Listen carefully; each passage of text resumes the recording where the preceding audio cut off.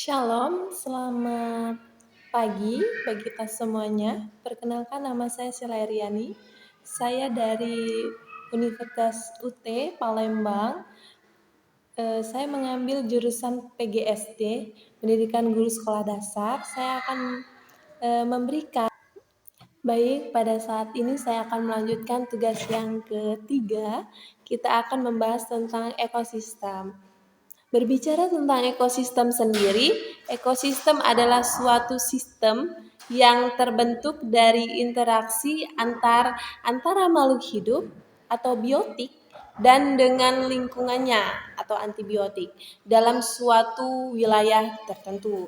Jadi komponen dari ekosistem ini yang pertama, komponennya yang pertama adalah biotik atau makhluk hidup. Berbicara tentang biotik atau makhluk hidup, yang pertama ada produsen, misalnya contoh tumbuhan hijau. Kemudian yang kedua ada konsumen, misalnya hewan atau manusia. Dan yang ketiga ada dekomposer atau pengurai. Nah, misalnya contoh bakteri dan jamur. Jadi yang kedua ada komponen antibiotik. Nah, benda atau tak hidup berbeda dengan komponen biotik tadi adalah makhluk hidup. Nah, contoh dari komponen antibiotik ini adalah air, cahaya, matahari, tanah, suhu, udara, kelembapan.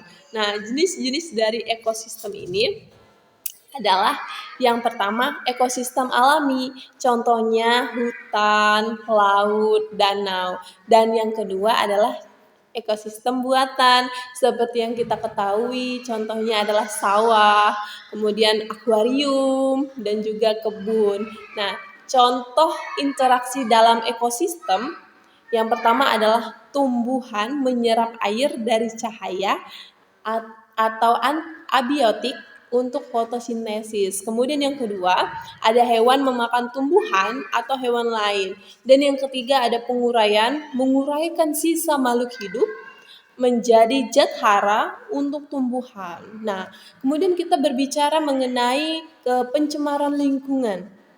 Berbicara tentang pencemaran lingkungan, pengertian dari pencemaran lingkungan ini sendiri adalah maksudnya zat atau energi atau komponen lain ke lingkungan yang menyebabkan perubahan atau kerusakan yang merugikan makhluk hidup. Nah, jenis-jenis dari pencemaran ini adalah yang pertama pencemaran air yang kita ketahui.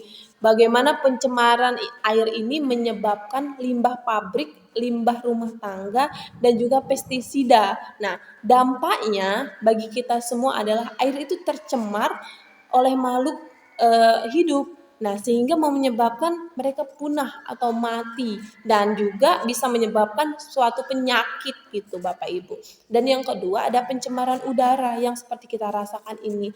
Nah, penyebab dari pencemaran udara ini pastinya asap kendaraan, asap pabrik, pembakaran hutan, dan yang menjadi dampak dari pencemaran udara adalah gangguan pernapasan. Bahkan bisa menyebabkan hujan asam, pemanasan global. Dan yang ketiga ada pencemaran tanah Bapak Ibu. Nah, pencemaran tanah ini menyebabkan banyak sekali sampah plastik, kemudian limbah industri, pestisida yang berlebihan. Nah, ini menjadi dampak tanah ini bisa menjadi rusak, kemudian tanaman tidak bisa hidup. Nah, dan pembahasan yang keempat ada pencemaran suara atau kebisingan.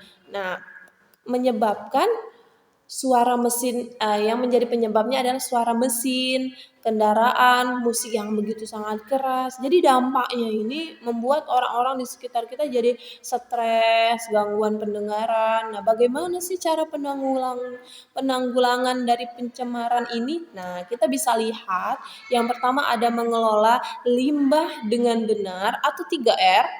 Ada reduction, ada recycling. Nah, tidak membuang sampah sembarangan, menggunakan energi yang ramah lingkungan, dan juga menanam pohon sebagai penghijauan. Nah, kemudian sebagai kesimpulan dari pelajaran kita pada saat ini adalah ekosistem itu adalah hubungan timbal balik antara makhluk hidup dan juga lingkungannya. Kemudian pencemaran lingkungan itu dapat merusak ekosistem dan membahayakan kehidupan Bapak Ibu. Oleh karena itu, penting bagi setiap manusia untuk menjaga keseimbangan ekosistem dengan mengurangi pencemaran lingkungan. Nah, demikianlah presentasi yang dapat saya bawakan pada saat ini. Kiranya kita semuanya bisa mengetahui cara-cara dalam penanggulangan dari pencemaran tersebut.